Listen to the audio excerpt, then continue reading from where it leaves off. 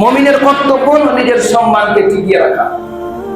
আল্লাহ রাসূল হাদিসে বলে দিয়েছেন, লা ইয়ানবাগি লিল মুমিনিন, আমার নবী বলে দিলেন কোন মুমিনের জন্য এটা শোভনীয় নয় আইয়ুযিল্লা নাফসাহু, সে এমন কোন সমাজে কাজ করবে যে মানুষের সমাজের কাছে তাকে লাঞ্ছিত হতে হয়। আমার মুমিন উম্মতের এটা শোভনীয় নয় যে সে এমন একটা কাজ করবে যে যার কারণে তাকে সমাজে লাঞ্ছিত হতে হয়। আল্লাহ রাসূলের একটা ঘটনা রয়েছে, তিনি একবার মসজিদে নববীতে ইতিকাফ করতেছিলেন।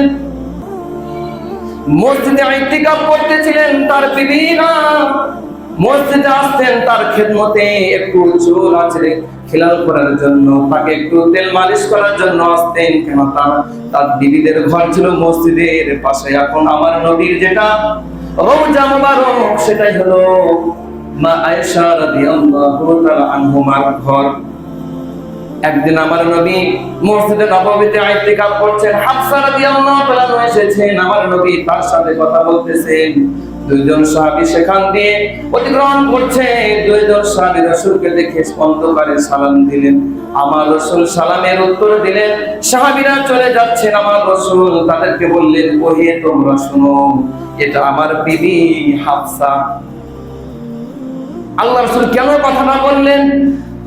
আল্লাহ রাসূলের কথাটা বললেন এজন্য যে তারা হয়তো হাফসাকে দেখতে পায় না, তার কথা শুনতে পাচ্ছে, হয়তো মনে করতে পারে আমার নবী অন্য কোনো বেগানা মহিলার সাথে কথা বলতেছে। সাহাবারা বুঝে নিলেন কেন আল্লাহ রাসূল বললেন। তারা বললেন, ইয়া রাসূলুল্লাহ সাল্লাল্লাহু আলাইহি ওয়াসাল্লাম, ইয়া রাসূল আপনার উপরও কি আমাদের সন্দেহ আসতে পারে? আমার রাসূল বললেন, ইন্না শাইতানা ইয়াজরি মান ইবনি আদামা মাজরাদ দামি, আমার সাহাবীরা শয়তান তোমাদের রোগ রসায়ন প্রবেশ করতে পারে, সুতরাং শয়তান তোমাদের মনের মধ্যেও এই সন্দেহ সৃষ্টি করে দিতে পারে।